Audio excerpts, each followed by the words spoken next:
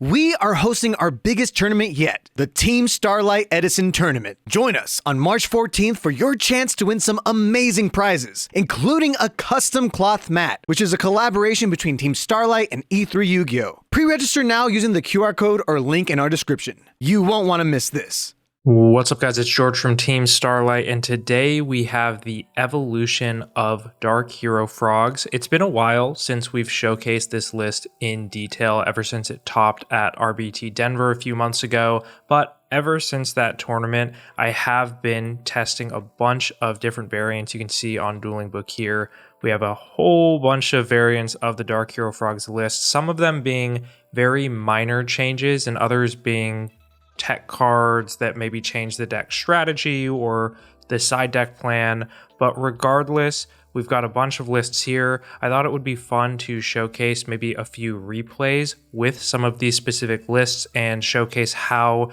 these tech cards have maybe refined or improved the list, or just the theory about playing them in general. And we can see if there's a way to refine Dark Hero Frogs to be even better than the list that was played in Denver. Obviously, I didn't want to showcase any of this before the tournament at Genesis by E3 Yu-Gi-Oh! But now that that tournament is over, I thought this would be a cool way to showcase how things have changed over time. And if you guys have any suggestions for things that might be worth testing, I would also love to try those out. I've gotten a few comments talking about going more into a deep dive of like the strategy for Dark Hero Frogs, especially the side plan. That's probably one of the most common questions I get asked. So if you guys have any questions, feel free to leave it in the comments below and I can answer those questions or even make a separate video talking about how to play Dark Hero Frogs specifically. But besides that, we can look at these replays, look at some of these lists. The first one we're looking at is basically card for card what was played at Denver. The only difference is we've added Unifrog. Everything else is the same. This was something that I tested out immediately after the video that went up with Frazier on Teach Me How to Cook, where we were both playing this deck on his channel. And Unifrog was the card that just came up the most. It was a big discussion point on whether or not you should play Unifrog. In this variant, I kind of argued that it might not be worth playing because you play all of these other bricks in Malicious and Necrogardna, Plague Spreader Zombie. If you don't have any discard traps and you open Unifrog plus Malicious or Necro, you can have a really, really weak start. But I think in that video, we found in almost every single game, Unifrog came up as something that would have been useful to make Substitute a little bit stronger. So I decided to immediately after that went live, test it out. And I think ultimately the conclusion from this test was Unifrog is such a good card in Frogs. It's probably worth playing, even if you will have hands where you open it and you don't necessarily want to see it. So I have a really good replay to showcase that. It's going to be against Hero Beat, and I think we can just jump straight into it. So, opponent is going first. They're going to e-call for Stratos. Summon the Stratos, search Ocean, pretty standard stuff. At this point, I don't necessarily know that it's Hero Beat. It could be Hero Frogs. So I go for my own Rhoda, search Stratos, and we actually have our best opening combo being Stratos Access plus 1-for-1. So you can kind of see here the benefit of playing a card like Malicious, which I know is super controversial in Hero Frogs, but this is the reason why you would want to play it. You can 1-for-1 pitch the Malicious that you searched to get Substitute, tribute the Malicious, thin out your deck with all the frogs. I decided to priority bounce Stratos to my hand to maybe play around something like a Torrential Tribute, but I also have a discard trap that Stratos can get extra value from, so I can maybe in the following turn Stratos search another hero and then use that for Raigeki Break. If you look at my hand currently, I don't want to discard any of these cards, so I thought it was worth it to just go for the Stratos bounce. And I decided to go for a Miracle Fusion play now because I'm kind of assuming he didn't flip Torrential on the Substitute effect. And if he has something like Bottomless or Deep Prison, it's going to trade 2 for 1 for these cards. So it actually ends up going through. You can see he has Trap Stun set, so that doesn't really impact me at all. And he's just going to set 2 back row. You can kind of see where this is heading with the list that I showed a few minutes ago where we're playing Unifrog. So in this build of Hero Frogs, we're able to go for a full dupe block, summon the Unifrog. Thankfully, he doesn't have Torrential Tribute. And I decided to play around the Mirror Force just because my goal is to just start poking back row and the Unifrog connects. He actually does have the Mirror Force and we get really lucky hitting it. So we play around it and we get rewarded by clearing it with the Unifrog. It's debatable whether or not it was worth Mirror Forcing the Unifrog because it is a 1 in 3 chance that I do hit the Mirror Force with Unifrog. Might have been worth flipping it, but that's kind of the problem that Unifrog presents, is he would have had to waste his Mirror Force on this 400 beater. So in standby phase, we're going to Raigeki Break. I believe I'm choosing to hit one of these 2 back row. I hit the Trap Stun. I don't want to hit the new set because him summoning Alias maybe tells me that it could be something chainable like Gemini Spark, which it is. He's forced to Gem Spark the Ab-Zero when I attack with a Unifrog, but because of that, I'm able to just hit the other back row. So Unifrog has presented this really awkward scenario for the opponent where he had to decide if he was going to use Mirror Force, and then he was forced to Gem Spark and Ab-Zero, which allowed me to hit Bottomless. So far we've hit 2 back row, and we've made the game state really favorable for us. We have 8 cards to the opponent's 5. And I'm realizing I think he's main decking Crow. This is game 1, right? So that's pretty interesting. Unifrog hits another back row, being a bluffed E-Call. We don't feel like we need to play into a Torrential Tribute, so I didn't summon in main 1. But main 2, I have Ocean on board. Now I can go for some really ridiculous plays if he's not able to deal with this board. And it's very unlikely Hero Beat can do anything to get out of the situation. We have Ocean in the standby phase being able to do things like bounce back Stratos, or bounce itself back if I need to make space for this Caius next turn. So yeah, the opponent's just going to scoop it up. I think it makes sense. And we're just going to go next. So Unifrog popped 3 back row, obviously really good. I think Hero Beat is probably the best case scenario to play Unifrog, but it's obviously really good against decks like Bayou Turbo and Blackwings. The opponent's going to go turn 1 Catastor. Thankfully, we don't have to worry about something like Deck Devi with Hero Beat, so Deck Devi would have fully cleared our hand. And this is kind of what I mean by the ups and downs of playing Unifrog. So you could see how good it was game 1, and then game 2, it's just kind of sitting in our hand and we can't do anything with it yet. So definitely a pro and con, and him summoning the Dyna makes things really, really difficult for us. We have only monsters in hand. We take 1200, we draw Gorves, which can't do anything. We decide to set the Necro Gardna because it can actually get value if it gets destroyed. So he's going to attack over it, attack with both monsters, and we're in a really bad spot. He sets Bottomless. He's got 3 back row. We decide we have to just summon the Junk Synchron. I could have summoned Ocean, but I think that it plays into Bottomless a little bit worse. And he had the option to Solemn this Junk Synchron, which might have been worth it. But I could maybe see a case for, like, you don't really want to Solemn a Junk Synchron that has no effect. So we just use it to clear the Dyna. He's probably anticipating he can just use his Solemn to win the game and just have it be like a checkmate scenario. So he attacks with the Catastor, attacks with the Gilman. We're able to drop Gores finally. And we get our token. So the goal now is we have all these normal summons. There's a bunch of back row. I could Caius and try to deal with this Catastor, but into 3 back row, one of which I have to kind of assume might be Solemn. I feel like it's a little bit riskier. So this is pretty risky, but I decide to go for a Substitute play, and I'm thinking like maybe if this goes through, which it does, he decides not to solemn. This is a scenario where I think you might want to solemn, but then our monsters will be able to deal with his, so I also kind of get it. But at the same time, Substitute is like, you can see we're able to go for a full dupe block, extra normal the Unifrog, and we're just doing the same exact thing that we did last game. We're able to pop a back row. We have protection with the dupe frogs, which is kind of the goal. I wanted to thin out the deck, potentially deal with these back row with the Unifrog, and then save the Caius for when these back row are cleared out. He decides to set the Dyna. That is really problematic. Our whole board, besides the Unifrog, was special summoned, so we decide to attack with the Unifrog, hit a random back row. Thankfully, we hit the Solemn, so his last card is bottomless.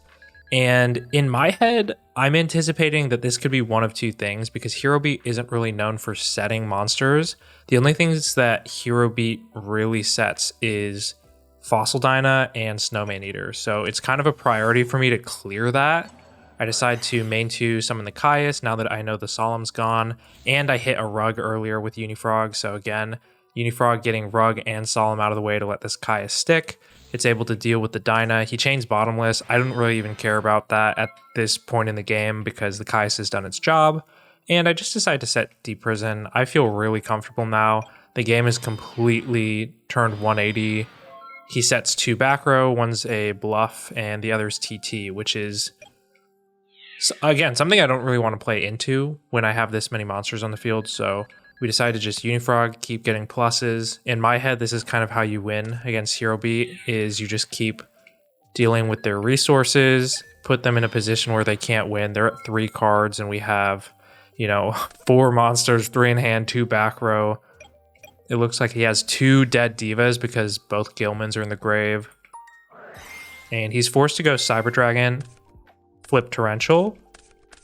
And we don't miss timing on our dupe frogs because there isn't a chain happening. So we're able to add Unifrog and Swap Frog back to hand. Summon Stratos, get Malicious to use with the Raigeki break. And we're so far ahead. There's I'm gonna go for game next turn if he doesn't do anything. He summons the Alias, attacks. Kind of similar. I decided to deprison this because it does take him off of hero access, but also it just skips his turn. And because his board is clear, now I can just go for a push, special summon Swap Frog, normal summon Ocean, attack for game, and that's going to be it against Hero Beat. So you can kind of see the benefits of playing Unifrog. Like I said, this list is card for card, exactly what was played at Denver, but with Unifrog. Going forward, I think that this is, if you decide to play this variant of Dark Hero Frogs, this feels correct. I think Unifrog is really, really good. I think it's worth playing, even though you might brick on it. You can see game 2 against that Hero Beat player. We did see it in our opening hand, but we were able to turn it into a real threat by using Substitute and Swap Frog to extra normal it and start poking away at back row. So I thought this list was really solid. Even though it's a really minor change, I was more focused on whether or not Unifrog is worth playing, and I think that the conclusion is that you probably should play it. 42 cards is fine. Most lists that are topping nowadays are playing 41 or 42 anyways, so I don't think that that's really a huge deal when you get the consistency of the Frog engine, and Unifrog is basically a searchable MST. So that was the first replay. Second one, I think, is 6.0, where I try to take things a step further beyond just the Unifrog. One thing that I've gotten questions on is playing Dupless in Dark Hero Frogs and whether or not that's a viable strategy. I think ultimately, because you saw in that first replay that 1-for-1 plus Malicious is such a good opening combo. It's basically the best thing that you could do turn 1 with this deck. I think you have to play Dupe Frog to some extent to be able to go into a dupe block. If you don't play Dupe Frog, 1-for-1 Malicious feels a lot weaker because you're just going into Death Frog and Swap Frog.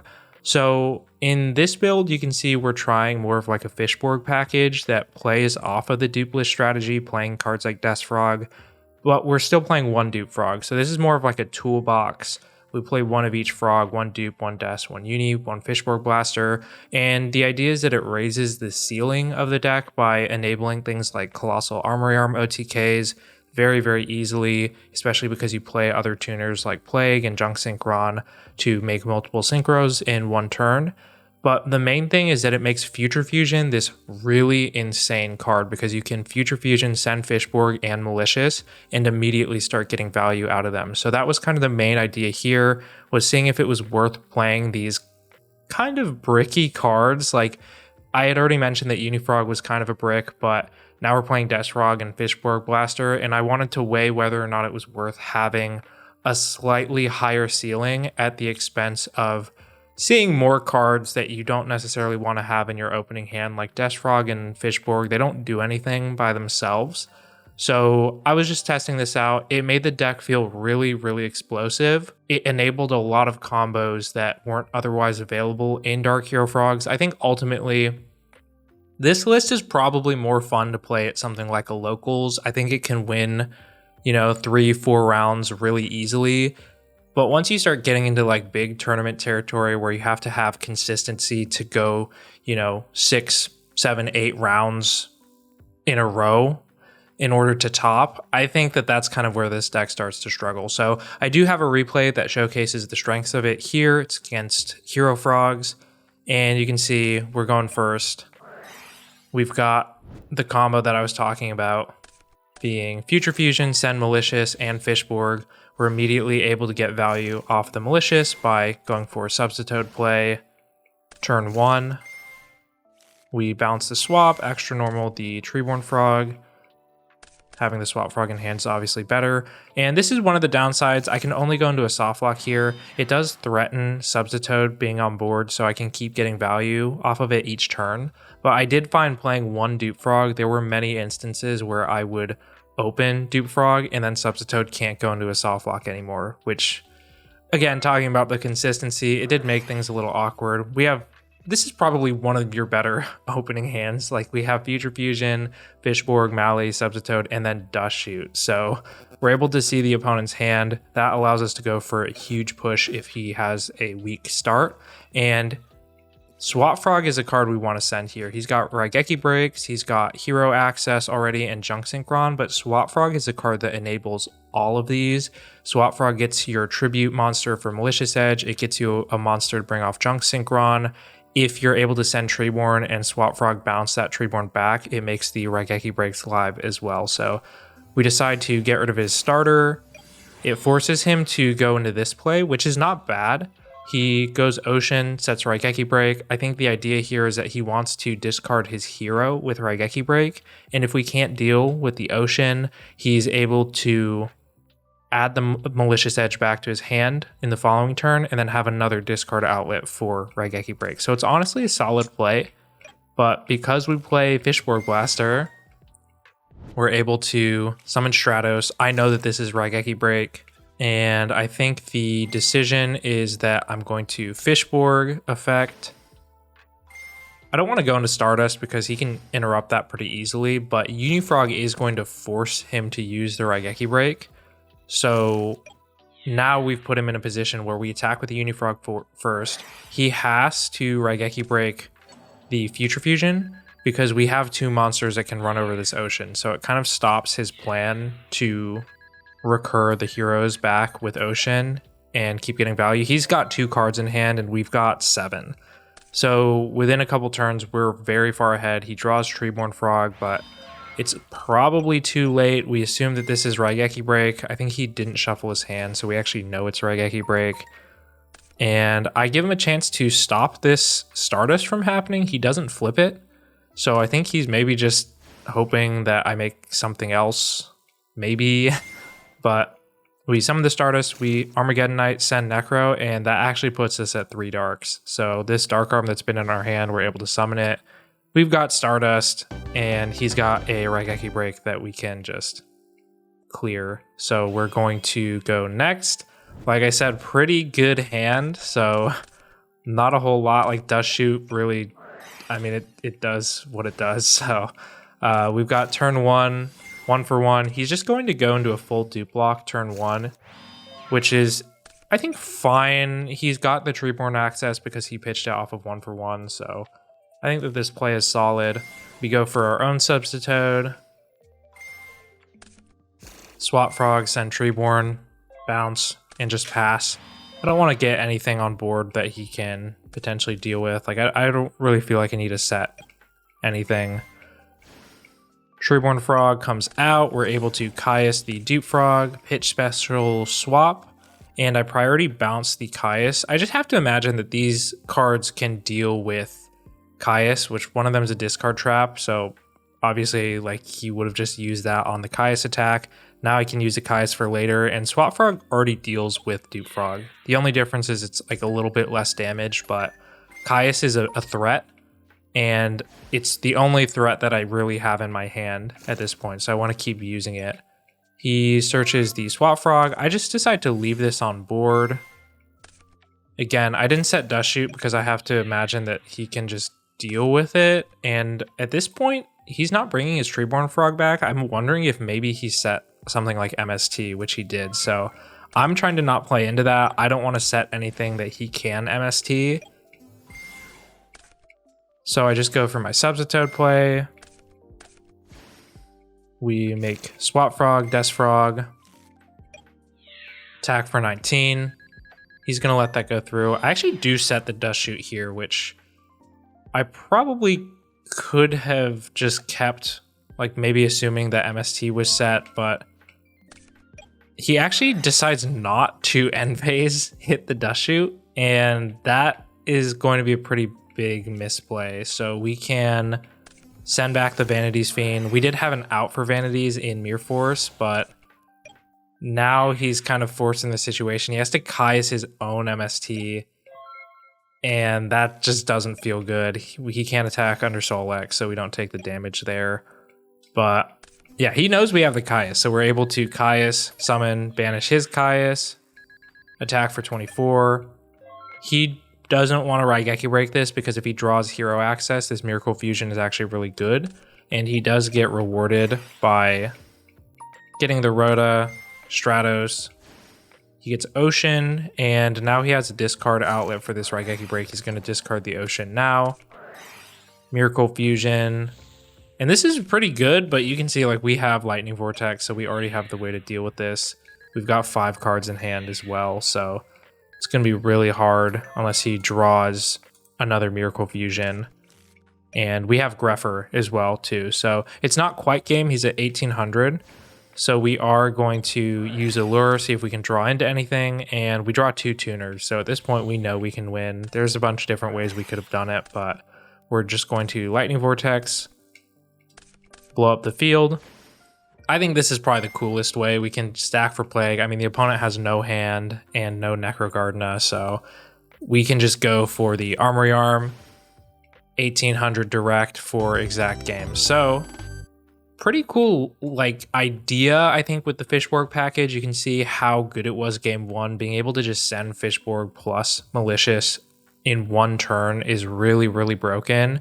And Fishborg is able to get value. You can make synchro plays with it. You can go for Colossal Armory Arm, OTKs. So in general, it's a really good card. Like I said, I think the conclusion here was if you want to have fun with this list, this is probably the way to go. You have a really high ceiling, really explosive plays, but for a big tournament, I did find that there were a lot of games in testing where I would draw my Dupe Frog, or I would open with like a dead Death Frog plus Malicious plus, you know, Necrogardna with no discard trap. So there are those hands that are just completely unplayable with this list, but still super fun. I really enjoyed testing this version out, so it might be worth going back to and revisiting at some point.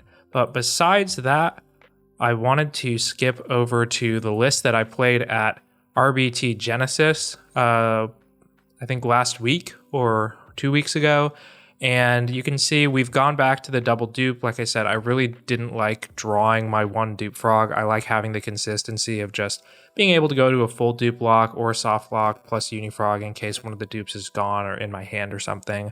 So the frog package is kind of back to where we were, and the main decision points that came into this list were obviously I've been playing Dark Hero Frogs for a while. I wanted to try to think of the cards that I missed playing the most in Hero Frogs and the cards that felt like they made, this huge impact and I wasn't playing them in my version. And those cards were Ryza, Soul Exchange, and Water Art. I think that Ryza I was put off from because it doesn't necessarily synergize with your Dark package or your heroes. It's just an extra Monarch, and you have cards like Dark Arm Dragon and Return being extra gas to go for these huge pushes. But I think for a major tournament, Ryza is one of the best cards that you can play against Value Turbo. It is really good at spinning back your opponent's Rykos, at spinning their Armed Wings so they can't reuse them with things like Burial or Value Effect. Ryza is so good into that matchup, and if you're playing in a major, you can expect that you're going to play Value multiple times. So that was kind of a fact that I couldn't really ignore. Even though Ryza doesn't synergize as much, I think it's just strong enough to just play it and have it be a really, really powerful option against the Value matchup. You can side it out in matchups where it isn't as strong, but because that's one of the most popular decks in the format, I felt like it was the card that I always missed playing when I was playing this version of Hero Frogs. We also have Soul Exchange. Now that we're playing the Ryza as that extra tribute monster, I think we can probably justify playing the one Soul X. And then Water Art is a card that I cannot really ignore. Every single list that has topped a major event playing Hero Frogs has either main decked this card or side decked it. And it was something that I wanted to test. I was siding 2 for a while. I ended up cutting down to 1 because you do have the Dark Engine and you don't play as many waters as the decks that play like Triple Swap Frog. So we've added 1 back in. I've been really, really liking it against the mirror match against combo decks. Water Art is just such a powerful card. I mean, people are kind of seeing how strong it is now. It's being played in almost every single Hero Frog deck, and I think it makes sense to play it in this one as well. So kind of going back to a more consistent strategy where we're not playing the Fishborgs, we're playing Unifrog, Double Dupe, but we do just have cards that I think in this meta you kind of just have to play. Ryza, you have to play Soul X and Water Art. So I do have a very fun replay against Nim Nim. This was right before Genesis, which I thought was really funny. He was playing GBs, which he did not play at Genesis, thank God, but it looks like he's new to this this style of I think normally he plays Value Turbo. So we set dupe, he summons the Quarry, attacks, tags out. At this point, obviously I know that it's GBs. He Murmillo pops the dupe frog. I think I decide to search for Treeborn Frog because I have to imagine if he's popping the dupe frog, he knows that I can search swap, and he's probably just going to set back row that can deal with that. So this way with Treeborn Frog, I can use it with Raigeki Break and potentially pop one of these back row, maybe pop the Murmillo so he can't go into Ready Yari. He has Sekitor, Test Tiger. That's really scary. I have to Raigeki Break that, and he thinks about Solemning it. He ends up doing that, which honestly makes sense. Sekitor is going to be able to special summon itself back, and he's able to attack with both monsters. I don't have anything that I can use to deal with this, and he's going to be able to get a ton of advantage. So honestly, really scary situation. He has Ready Yari. He uses it to banish the Treeborn Frog, and I believe he just goes into another Laquari to have as a beater. Makes Heraclinos, so now he has a negate. He does have 1 card in hand, which is actually pretty relevant, because you can see here, we just have to go for this Hail Mary play. Like, he's got 2 back row. I can't really afford to play into. I'm probably going to lose if I don't do anything this turn.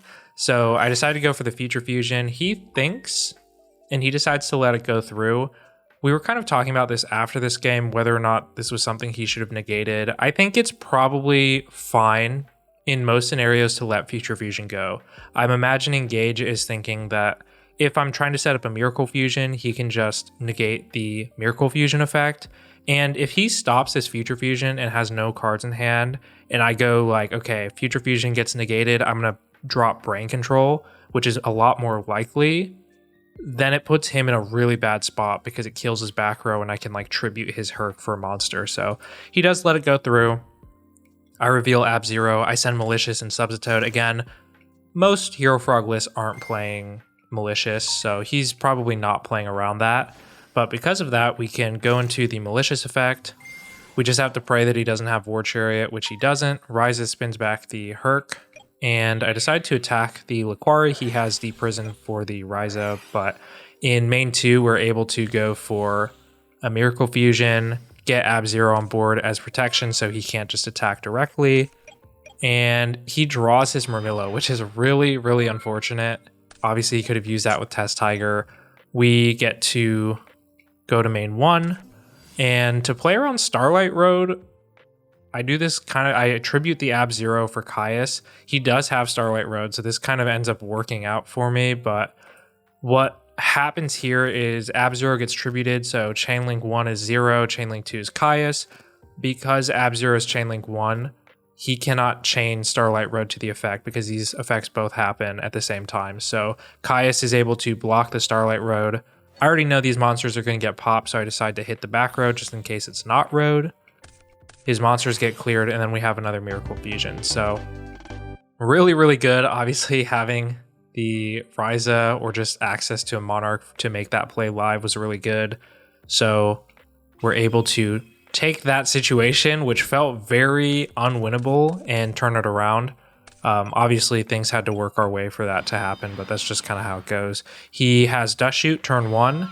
Super scary for me, but he goes Dust Shoot, sends a Swap Frog.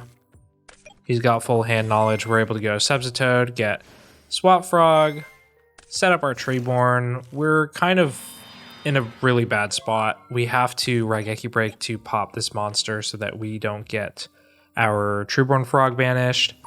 But he does have another monster. He doesn't flip the Secutor, which makes sense because it doesn't have its effect. So we are able to Raigeki Break, pop the Murmillo. He sets Compulse. I think I just leave the MST. If I drew something, well, let's see. Okay, so I decide to MST the old set. He chains Compulse, puts his Secutor back, and I think we're just trying to set up Swap Frog. So we want to get the +1 off Treeborn Frog, normal summon swap, bounce the Treeborn, set Raigeki Break, pass. And he tries to go for Secutor play, Test Tiger, same thing. We have to Raigeki Break that. He does let it go through. He has Compulse, so if he wanted to, he could have Compulsed it back to make his Test Tiger live next turn, but I think he was probably just assuming he's going to draw another GB that he can use. We've got Treeborn Frog, Tribute for Caius. He's forced to Compulse the Caius back, so that's honestly ideal for me. Swap Frog hits in for 1,000. We bounce the swap, since we didn't use its effect to bounce the Caius back. And I believe now we go for the Treeborn Frog, go for swap, mill, attack for 1,000. I didn't want to summon the Caius because he knows that I have it, so if he knows that Caius is in my hand, he's probably setting something that can deal with it, and that card is obviously bottomless, so we're just deciding to wall up. He sets another card. We are able to Rhoda for Stratos to make our Miracle Fusion live. He does have bottomless for the Stratos, but we're able to search Ocean, pitch Ocean, special summon Swap Frog. We use Swap's effect to send Treeborn Frog from the field because now that we're going for this play, I don't want Treeborn Frog to become this liability that he can attack into. So we clear it, go for the Miracle Fusion play, make our Ab-Zero, attack for a bunch of damage. Hopefully no Mirror Force, it's just a heavy storm. Attack for 1,000, attack for 35. So things are going our way, definitely. We can bounce the Swap Frog. He has to deal with this Ab-Zero, and there's nothing he can attack into. And we have Treeborn Frog. We tribute it for the Caius, and that's just going to go through. So pretty solid match against GBs. You can kind of see having the Monarch to spin back the Herculenos was really good. I think we had Caius game 1 though, so either way, I think this list feels a lot more consistent. It has the 2 dupe frogs to go into a full dupe block. It has Unifrog, which I've kind of decided is a mandatory card. You have to play it in Dark Hero Frogs or just Hero Frogs in general. I cannot see myself cutting this card after the amount of games I've won with it versus the amount of games that I sometimes will brick with it. Ryza has felt really good. I've loved bringing this back in. I think it's worth a slot. And the other card, Solex, Water Art. Oh, you can see too, I didn't talk about the side deck, but this has actually changed pretty significantly since Denver. What I ended up doing is the Denver list, I had a bunch of one of cards, one of monsters in the side deck. I just, in testing, I've probably played, I've played hundreds of games with Dark Hero Frogs. I just picked out the ones that felt like they were performing the best, and I just doubled down on those. So you can see we've got double Sidra, double Kaiku, Vanity's Fiend we cut from 3 to 2 because in theory, Vanity's isn't really a card that you want to open anymore. I think against the mirror match Hero Frogs, your opponent, we know that people are siding in Deep Prisons or siding in Lightning Vortex, Soul Exchange, they've got the Raigeki Break. So usually what ends up happening is if you see Vanities in your opening hand, you just kind of sit and it's like this -1 in your hand until you simplify the game state enough to where you can drop it and then go for a push. In theory, if that's how the card is being played, you probably want to draw into it later.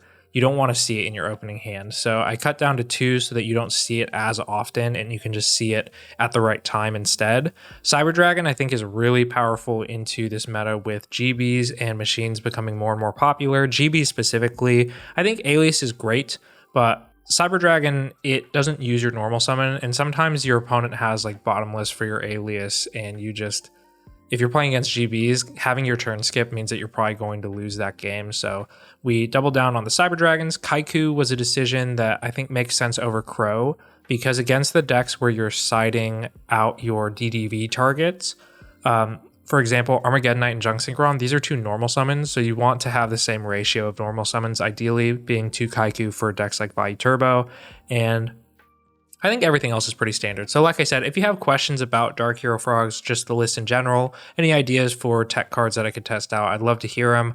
Otherwise, if you'd like to see a new video of Dark Hero Frogs, specifically how to play it and how to side deck for it, I would love to make that as well. Thank you all for watching, and I'll see you in the next one.